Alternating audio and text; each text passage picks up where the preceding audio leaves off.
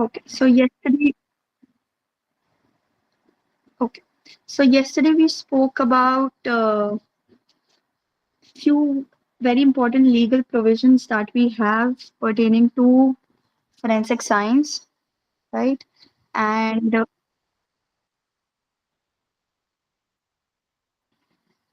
shall I start now? Yeah.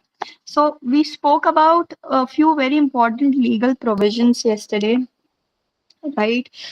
We talked about sections 175, 76, 176, subsection 3, 105, and 39. We also spoke, like we started with uh, the topic in hand, that was question document, and we also covered question the section pertaining to question document, right? And the scope of question document and the types of cases that we receive at FSLs and other private laboratories.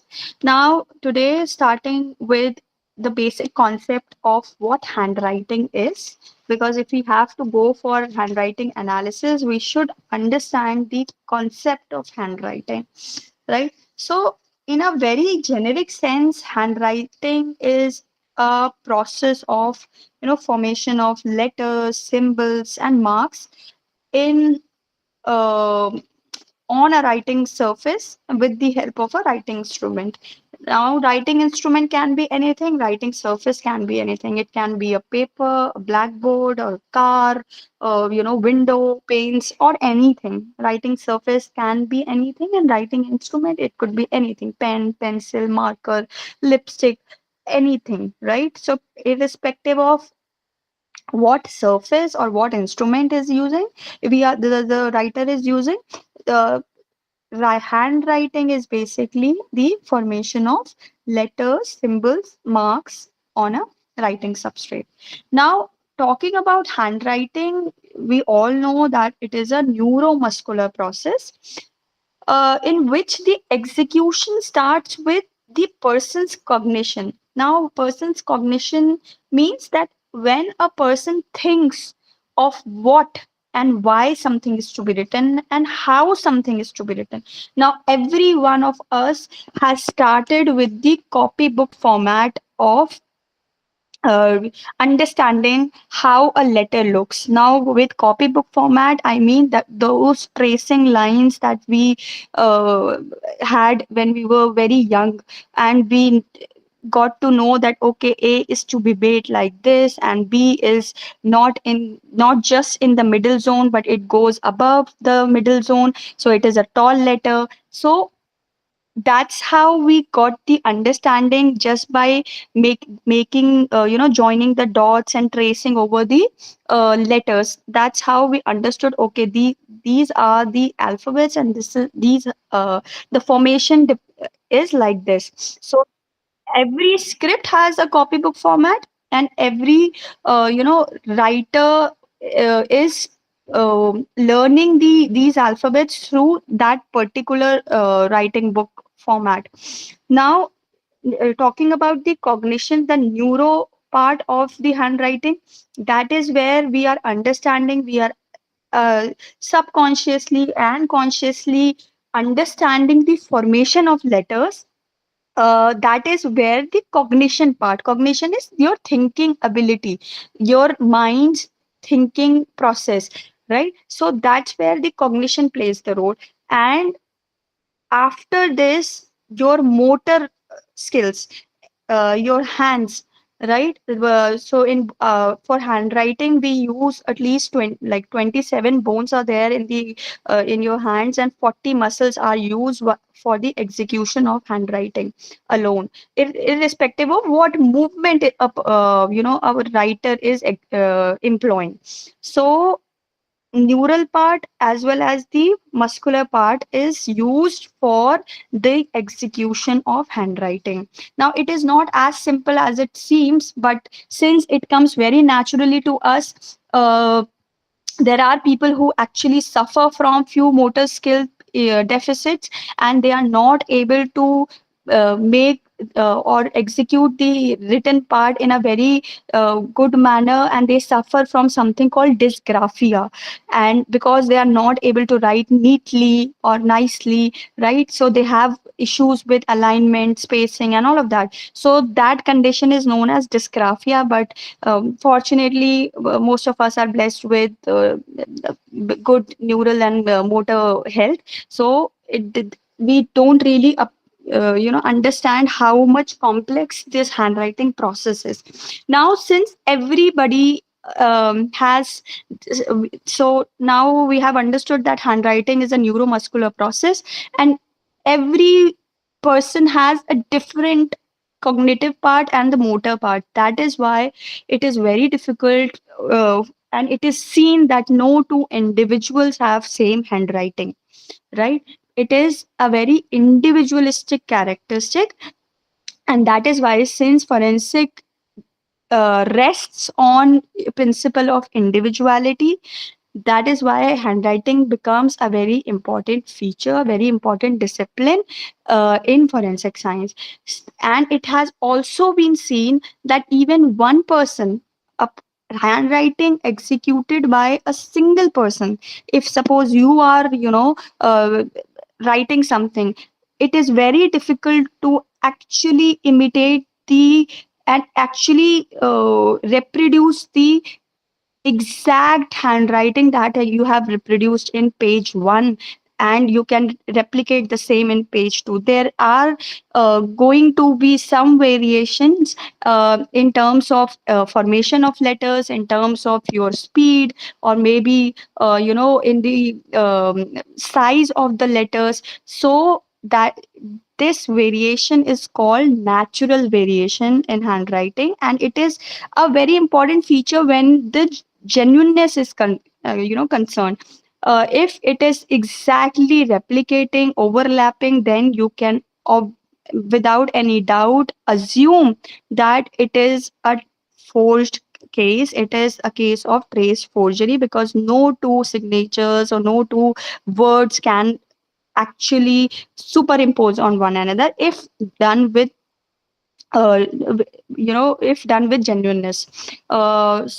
So we talked about handwriting, what is handwriting, how handwriting is an individualistic character.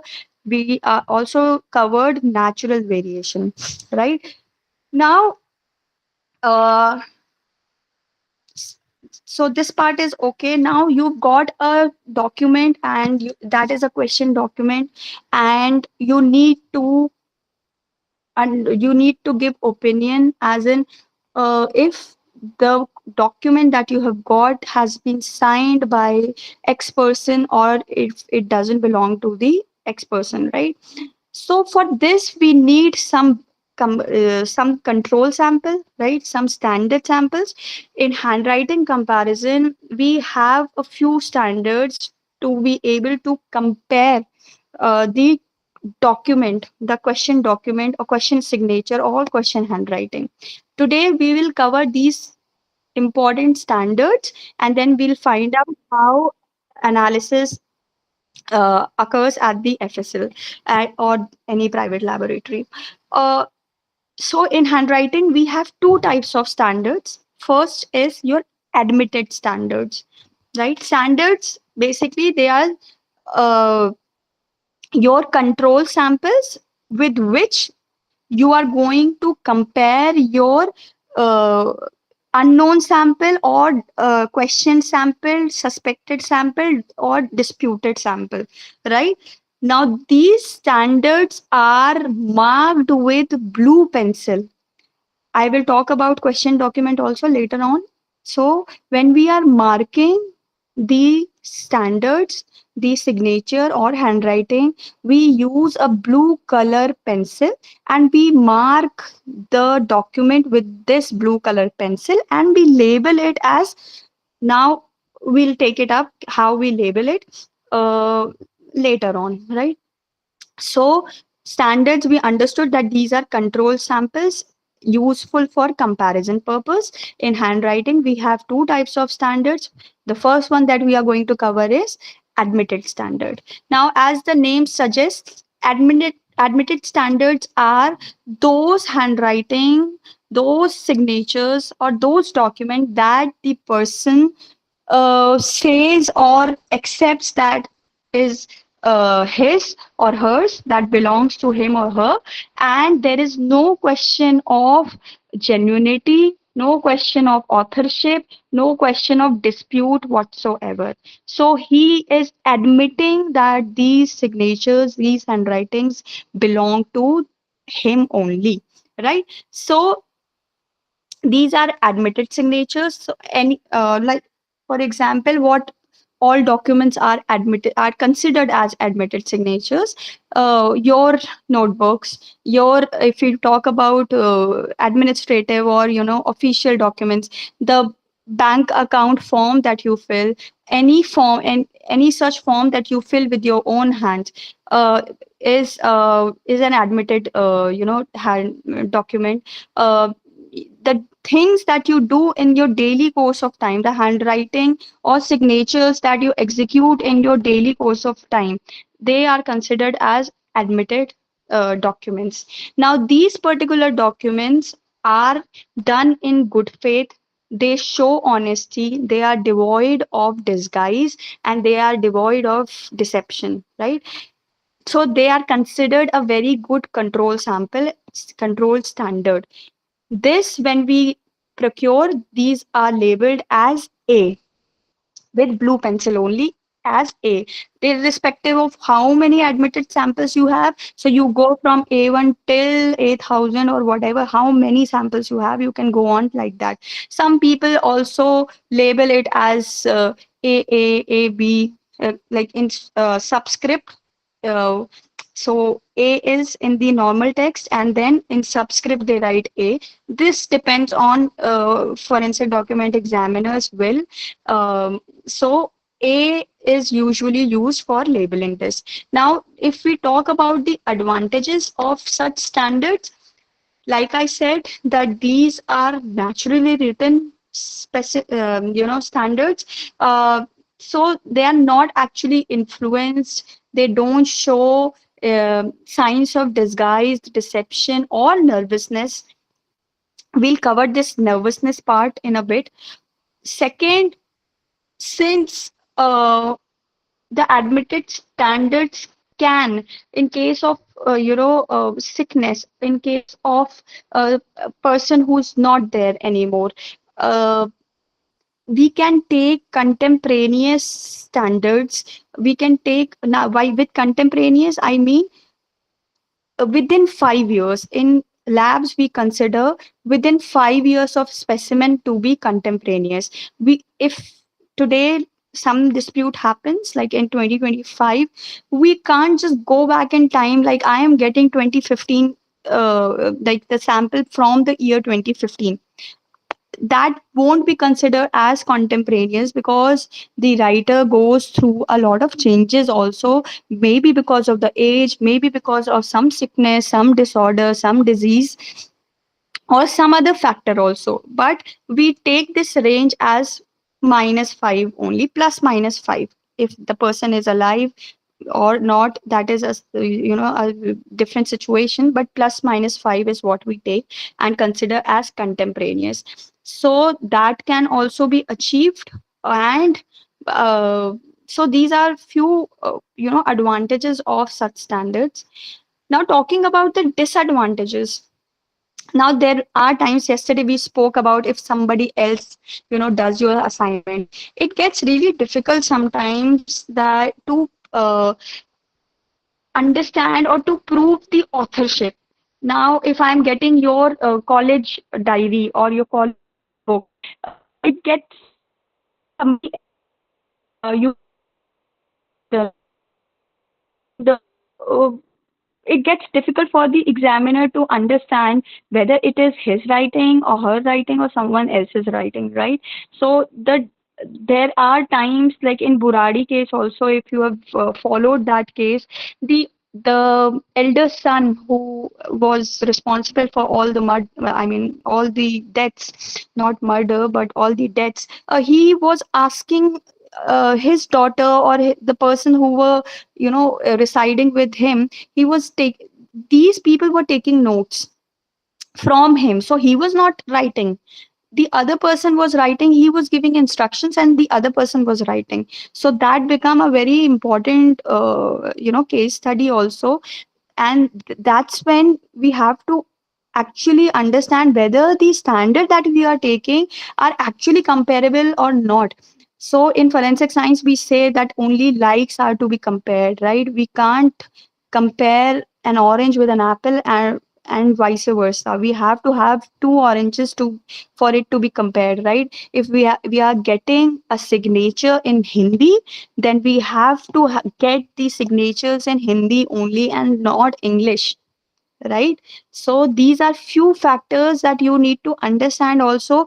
And if because you guys are going to work in FSLs in few years, you need to also understand which document should I take. We talked about chain of custody yesterday.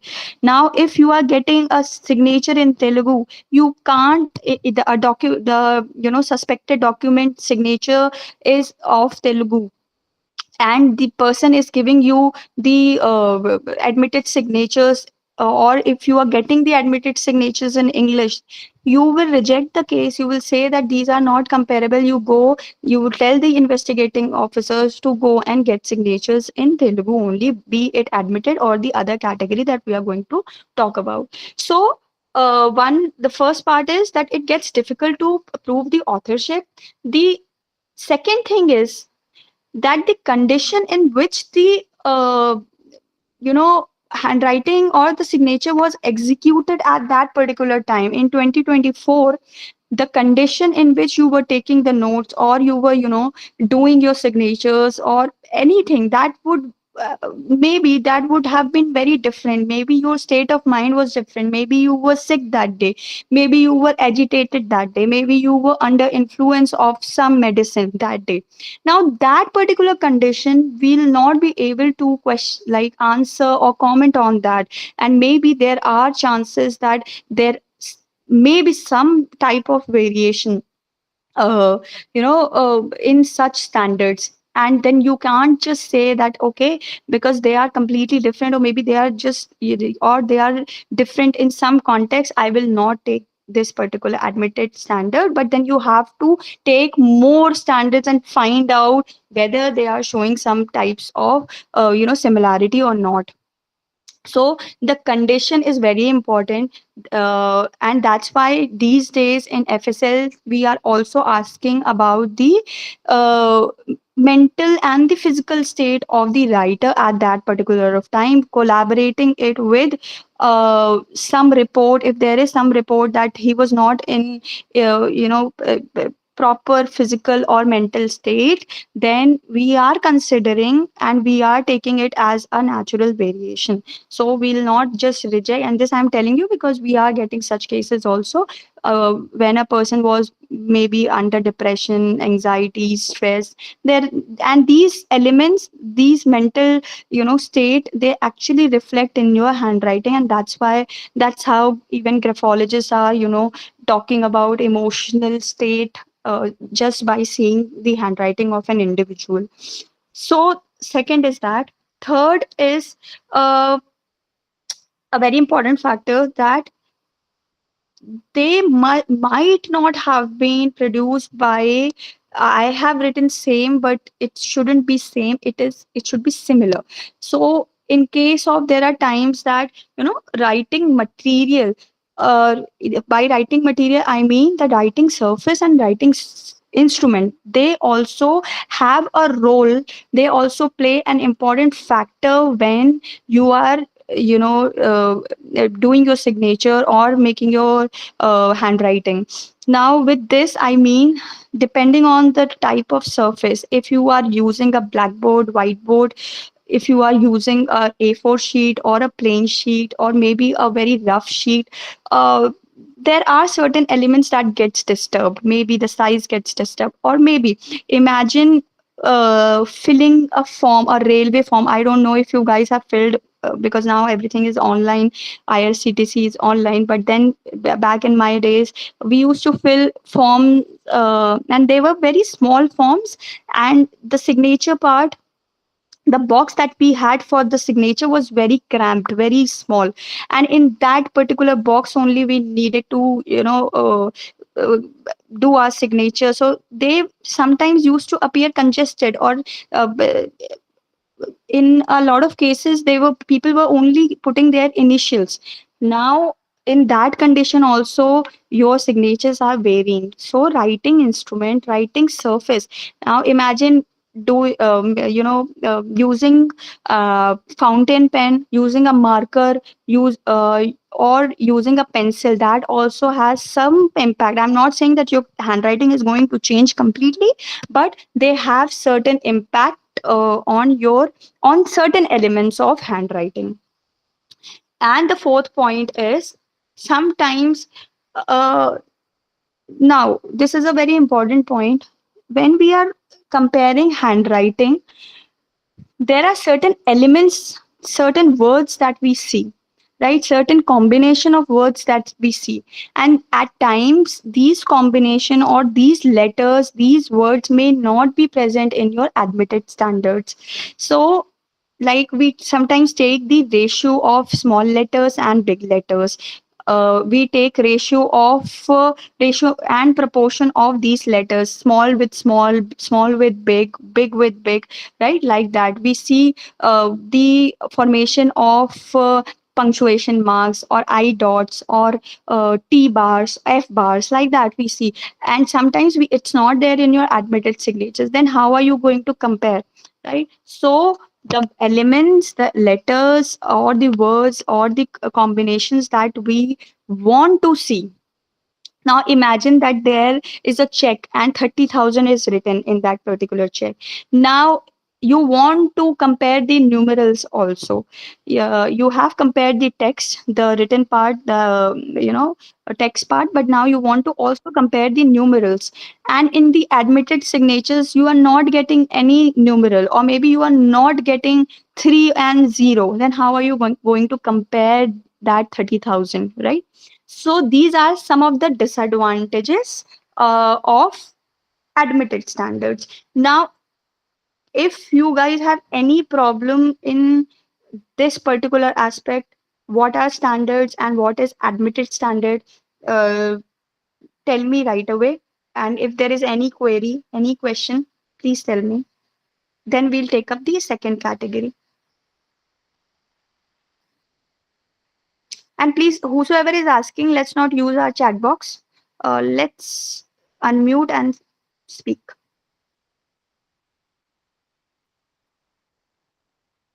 No, no questions. Okay. From my side, it's clear only, ma'am. Okay. So understand this thing. I It is very unfortunate that we have two very comparatively very easy disciplines that we think that these are very easy disciplines, and one is question document, the other one is fingerprints. And what I have observed in my 12 years of teaching and lab experience or exposure, that we kind of are, my students or our students, for whosoever, like even if I'm not teaching them, those who are coming for internship, they lack in this particular field. They lack the practical knowledge. Now it becomes very easy when I'm saying admitted standard, but when it comes to you for analysis, it gets really tricky. So I want you to understand how things really work, how we have to take the admitted standard. We can't just, go to the scene or go to the house and just keep on collecting all the standards. We have to, the investigating officer needs to collect the relevant admitted standard, and this, he may take advice from you. If you have want to become a document examiner, uh, he may ask you what kind of documents do you want, you tell me. Now if your document is in plain paper, you will tell him that I want a document which is executed on a plain paper with signatures or with numerals or with such text. with Hindi text, with Telugu text, with English text, right? I want these type of documents. You will not say, "Just bring me anything, bring me whatever you are getting." No, you will be very specific. Always remember, like is to be compared with like, right? Chalo, let's go to the other standard, and then we'll do one small activity for which you'll have to either click a picture or open your video to for me to show. Uh, Now next one is your specimen and requested standards. So one we have the admitted standard, the other one is specimen or requested standards. Now because we know that there are certain disadvantages or there are certain limitations of admitted standards, there are times when we have to procure the specimen or requested standards from the person, from the suspect or victim, whosoever, and these are done by the investigating officers in the presence of a magistrate or witnesses. Like a magistrate, the investigating officer tells the magistrate that we have got the report from the FSL and they have asked for more standards. They are not able to compare with whatever admitted standards we have got, or we have not got the admitted standards and we want some standards. So the magistrate tells the person to give their standards, give their request, like they request, and that's why the term comes up to be requested standards. So these are called requested standards when the investigating officers or the lab, they tell that the whatever documents we have got, it is not fit for analysis, or it is not uh, sufficient to give a proper opinion. Then we go for requested or specimen standard, and this they do in present. Like once they get the request, they do it, and these are labeled with a blue pencil again with S or R. Specimen or requested, the initial of that, and again S1 to S whatever. uh, Now this particular specimen, it has certain advantages, certain pros, which are, if the specimens are procured and prepared properly, they will contain all the letters or most of the letters required for the analysis. Now, if I'm seeing that the diacritics he is using or the punctuation marks, the I dot he is using, they are very, very individualistic and I should focus on it only. So I will make my paragraph that is to be dictated. I will make it like that it has a lot of I's in initial, middle, and at the end, so that I have a very good representation of I, formation of I. If I'm seeing that he is using embellishment, we will take these terms. I'm not sure if you have covered this thing in your college. I'm not very sure about that, but we'll take these vocabulary glossary also later on. So if the person is making embellishments, so I should focus on giving him that opportunity that he gets to make embellishment. We talked about numerals. If there are numerals, then I will make my paragraph as such that the person writes all the numerals present, right, from 1 to 0, 1 2 3 4 5 6 7 8 9 and 0. So I'll make my combination, I'll make my paragraph like that, so that it becomes easy for me to compare. Second thing is that it is very, unlike admitted standards, it is very easy to prove who has written it, because it is done in front of a magistrate and it becomes easy to prove. Now the other person can't say these are not my signatures. For admitted, the person can say, "Oh, I have not done this, these are not my writings, these are not my signatures." He has the liberty of doing it. But for specimen and requested, since it is done in the court, in presence of magistrate, in the presence of witnesses, even the police officer can't alone take these signatures, right? These specimens. It has to be done in front of a magistrate or two witnesses, and not policemen. These witnesses, when I say witnesses, they can't be from police. They have to be some other witnesses who has good faith, good reputation in the society. They can be there. They shouldn't be related to the suspect or the victim. So that's how even witnesses. It's that is also a tricky part. Not everyone can be a witness to the situation. So that's why they prefer to get these things executed in front of a magistrate only. And so there is no dispute on who has done it. Now the other thing is similar, not same. See, it gets difficult because a lot of like my students write same, and the fact that I wrote same is to bring this particular uh, point to discuss that we can't give same writing condition, same writing instrument, or same writing surface also sometimes. So but we have to give similar. So if it is done on a stamp paper, we'll give him stamp paper. If it is done on a rule sheet, we'll give him a rule sheet. If it is done in boxes, if the writing is in the boxes or in the on the check, then we'll give them. It is our duty to make the investigating officer understand that he has to provide similar writing surface. And if it is done with ball pen, then a ball pen is to be given blue color, red. So it is our duty and it is their duty to provide this similar material when they are procuring requested standards. And like I said, that the format and the arrangement of the question writing can be duplicated. Now, if the signature is in the middle of something, middle of the text, or if it is a holographic will, then that particular format can be given or maybe replicated when taking uh, these specimen samples. Now, there are few points. I hope this is clear and there is no question as such. And even if there is, please do let me know. Uh, Next part is for comparison purpose. I am saying that the more the amount of the standards, the better the analysis.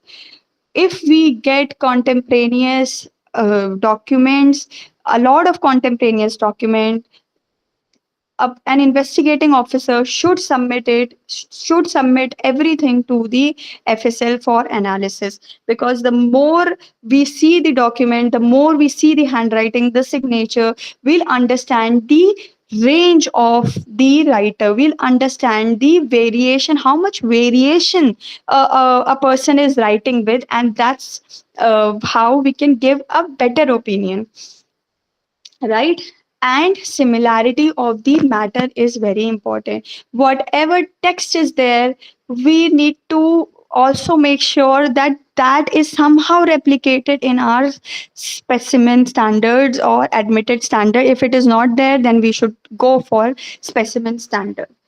And should be contemporaneous to the question document, that we have already covered.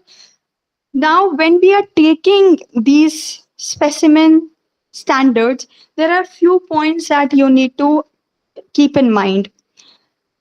When, like polygraph, I'm not very sure whether you have covered polygraph. Whenever we, uh, do polygraph in the lab, there is something called pre-test phase, wherein we tell the person that so and so thing is going to happen with you, and we are just going to ask you question. There is no electric current, nothing, so you don't have to worry about it. It's just simple test. We'll put some electrodes on your body, and then you need to just ask question. We need to just ask question, and you just need to give answers. And the answers that you're going to give should be in yes and no. That's it. So this is a kind of briefing that we do, and same goes for question document. Handwriting is not an invasive thing. It's not like blood test that you are giving out something. It is very non-invasive, and nothing is. It does not have any bad effect as such, right? Like for in cases where you have to give your blood or DNA or some other biological fluid. So for DNA analysis or for any other test, handwriting is not like that. So but still we have to take, there is something called, when you do your research in handwriting, we still take ethical permission for collecting the handwriting samples. So you, because it is your own thing and you are being subjected to do something, so it is always better that you take ethical permission when you are collecting samples. So like that, when we are taking the specimen sample, we need to brief the person whether it is victim or suspect. We hardly care. See, for us it's just a case. We are not bothered about who the victim is or who the suspect is. That it is a case which belongs to X, and this is X's signature or handwriting. We don't get manipulated or influenced with whether we are analyzing a document of a victim or a suspect. So you need to brief the person about the procedure. You need to make the person comfortable before starting the dictation. And the text that you need to, the standard, that's how we get the standard, that the text that you are dictating, you just don't produce it in front of the person and tell, okay, copy it. You don't do that. You have to dictate everything if it is a handwriting. If you are just asking him to give 10 signatures, after every two signatures, that's my practice. What I do is, after every two signatures, I cover the paper with another paper, so that he doesn't know if he's disguising. He doesn't know what elements he has changed, right? Some people do it after five, some people don't do it either. That depends from person to person, but for me, it is my habit that I cover the part after two signatures only. So this has to be dictated, your text has to be dictated. And in case you feel that the person is nervous, stressed out, or there he's trying to disguise, then the whole of the text or the signatures has to be repeated. If you feel that no, this is not apt, and this the person is trying to be smart, you go and give another sheet to that person. Maybe after giving 5-10 minutes of break, you talk to that person, okay, how's the weather, you've eaten something, not about his personal life but very generic statement. And after that you come back and ask him to write, can you please write it one more time, like I need one more sample. Like that you have to tell the person. And similar writing instrument should be used. Give periodic interruptions, and similar writing condition is to be used, right?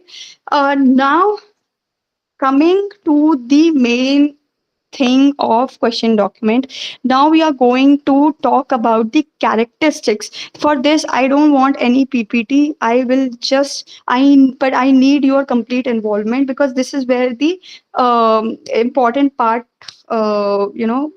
comes in picture. But first I want you to understand two things. First is how we mark and label the signature. When I started this journey, I did not know how to even label it. I am someone who's from chemistry background, and I started my journey in question document division. So I did not know exactly how to mark it and label it. So for this activity, this is a kind of an activity only. You do your signature, take a blue color pencil, and if you don't have it, it's fine, you take a pen and you circle the signature, and you show it to me. How are you going to circle it? With a blue color pencil, if you have, that would be great. But you show it to me how you are going to circle it, right? So I want to see at least five signatures. We have one, two, three, four, five, six, 7 people. I want to see at least five signatures. Signature and label. Mark it, label, and label it. I'm giving you a minute. So it's 53. At 54, I want to see those signatures. marked and labeled. Marking, I've told you, questioned is to be marked as QD, right? Q, questioned or disputed. S we avoid because some of the document examiners are using S for specimen. So we don't use S as in suspected for question document, question signature. So we are using Q and D only for questioned. And for for our admitted we are using A, and for our specimen and requested we are using S or R. So I want to see few signatures. Judith, I'll start with you, and then with Pallavi, and then third would be Maheshwari. Even if you see, if you guys are not willing to turn on your camera, it's fine. You can send me in the chat box. I'll see. I see the reason why I'm not turning on my camera is because I'm traveling right now. I'm not in a Wi-Fi zone, and if I turn my no, Sanjay left. Okay. See, this is what I'm talking about. Uh, this is not how things work. Judith, please sign and then mark and label it. I want to see first yours and then Pallavi and then Maheshwari's. It's okay. People can leave. I'll teach only one student also. Ma'am, can you repeat on how to mark and label it? Because even I have not done this before. You just need to you put your signature, right? And with the help of a blue, see, if you are treating it as a questioned signature, you use a red color pencil.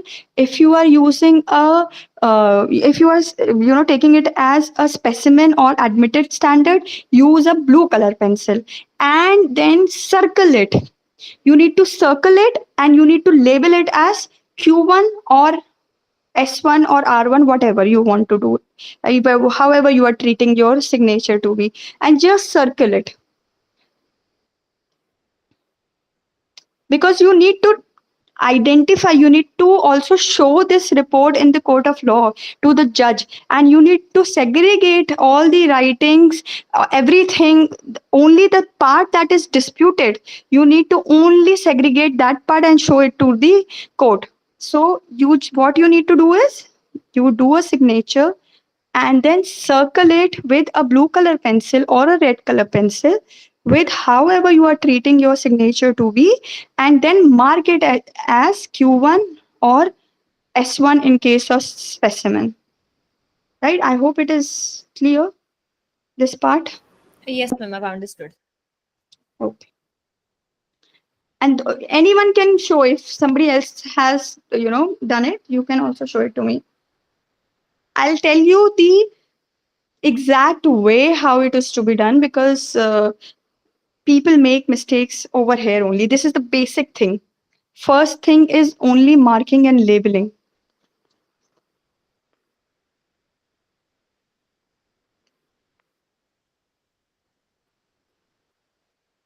And do let me know when once, even okay, one person shows me, it's fine. Let me at least see how you are marking it and labeling it, because it is very important for you to understand this point. And since you have not covered it in your college, at least this part should be clear.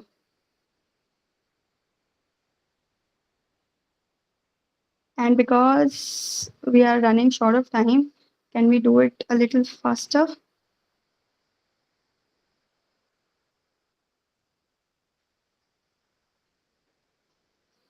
No one, Pallavi, Aitali, Siddharth, other people, other student, Maheshwari, nobody is interested.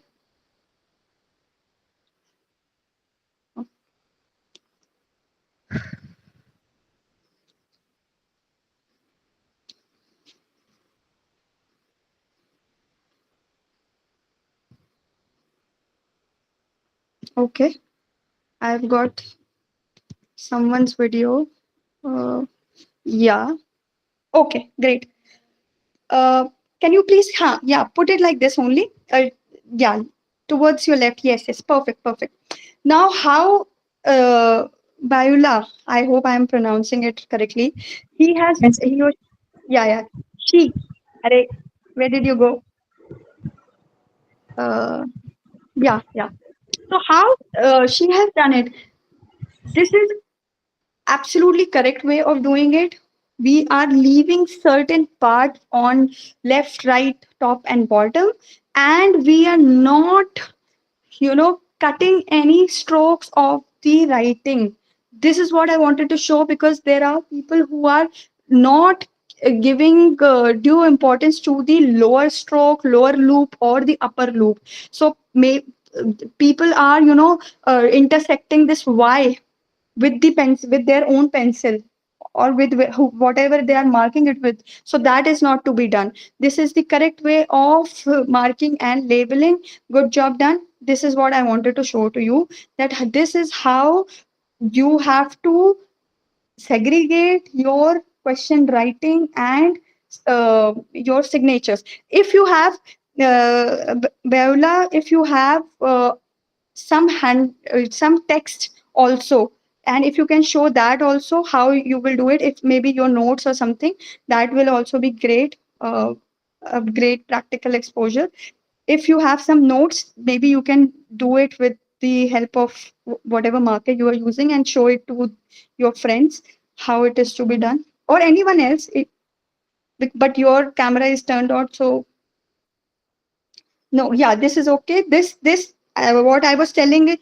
Now this one is a little, I would not say wrong, but then you did it correctly in Q1. Now when you are doing it, P blessy, you see that your Y, the pink color is overlapping, intersecting with your, lower stroke of Y, lower loop of Y. So this is to be avoided, Okay, ma'am. right? Good job. Yes, ma'am. And yeah, if you have text, some handwritten text, 6, 7 lines somewhere in your notebook, if you can show that also, I will tell you how to mark that as well. So your question, no, no, 7, 8 lines, a paragraph maybe. So if you have something in your notebook, Okay, yeah, ma'am. I will show. yeah, yeah, yeah. Please, you can do it with pencil also. Yeah, yeah. This part. Okay, great. Now, how will you label this particular part? You do it with a pencil. Don't spoil your notes. Do it with your Okay, ma'am. pencil. Yeah, with a pencil.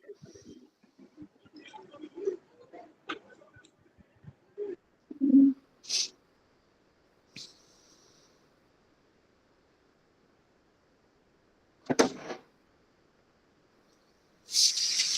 How are you? Okay, you are yet to label. Okay.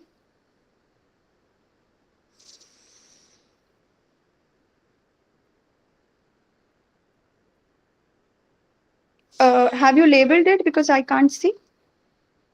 You are doing it. Okay. Yes, ma'am.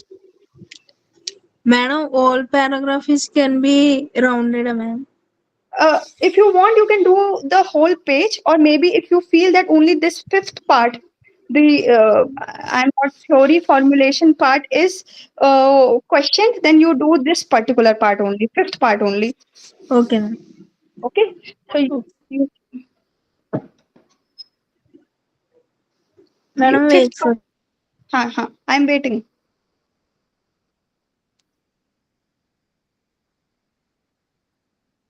I would appreciate if somebody else could have, helped us out.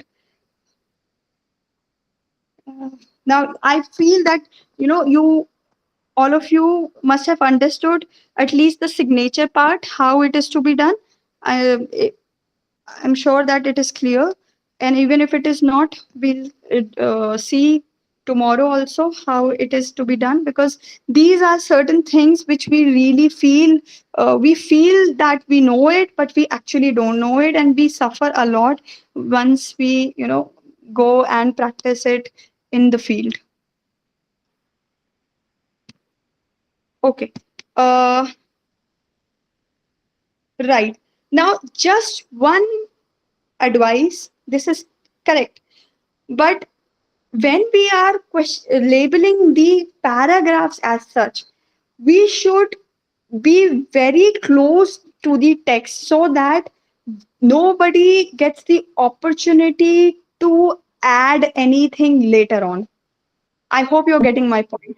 Yes, ma'am. Now, in the second line after there is a lot of space.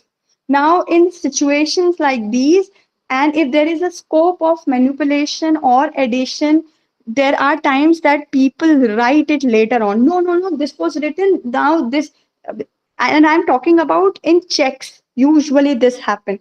No, I had written only 30,000. Now it's written 35,000. Now, the question on the integrity of check arises. So what I mean is that from in the second line, if it can go very close to the and then again bend towards the whatever is the word, I am not able to see it, the third line. So no scope, no space should be given in such scenarios. Whenever paragraph is there, it should run very close to your lines, should go very close to the paragraph, so that there is no addition, no deletion, no scope. It can be, no scope is given to the party to manipulate the check and to manipulate the document. Thank you, really. Thank you. You've been a great help. You can turn Okay. off video. Okay. Yeah, thank you. Ma'am, can I take another paragraph, ma'am? Yes, yes, yes, please, of course. You do it and then you show it to your friends also. Okay, And ma'am. yeah.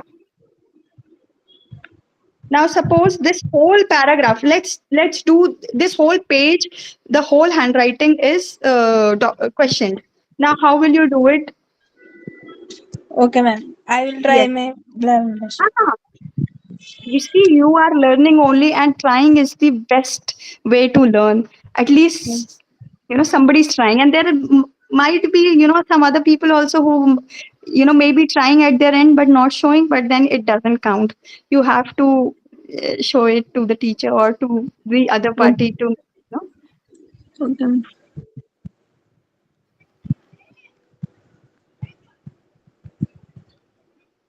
Hmm.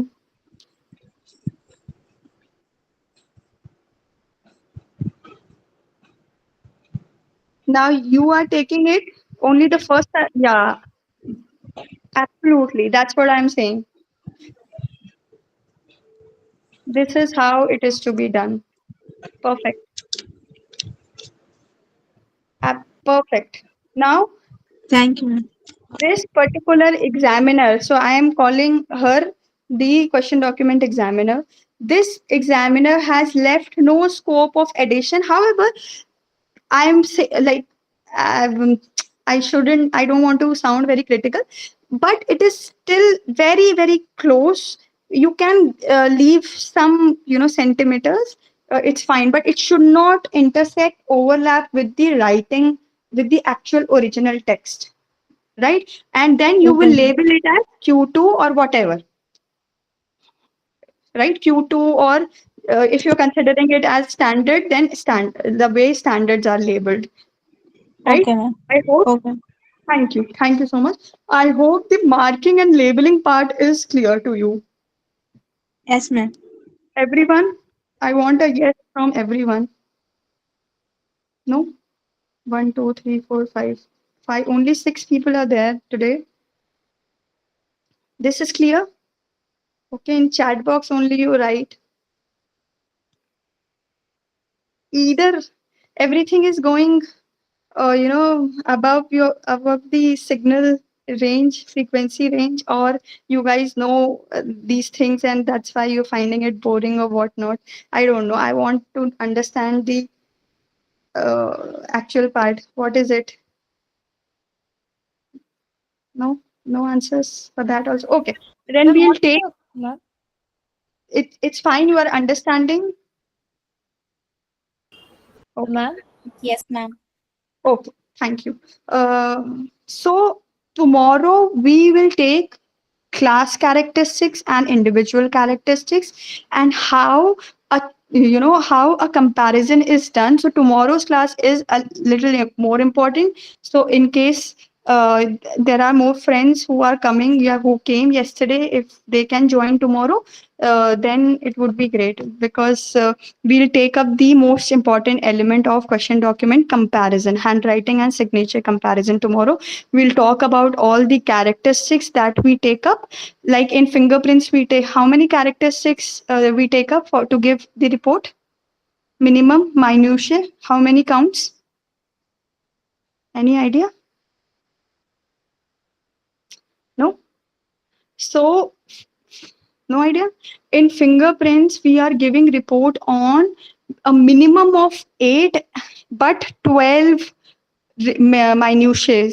Yeah, right. So on 12 individualistic characters, we are giving a positive report in FSL. Even if there are 4 similarities, we are not taking it as uh, a confirmative, or a positive match. So a minimum of 12, but in some of the codes even 8 counts are also they are considering that. So in likewise in handwriting also, mere giving opinion on a few aspects of handwriting or a few aspects of handwriting characteristic is not sufficient. You need to prove it to the extent that there is no doubt in the mind of Judge Saab, right? So we'll take that this particular part tomorrow. So be ready with your pen and paper. Again, it is going to be an interactive thing, because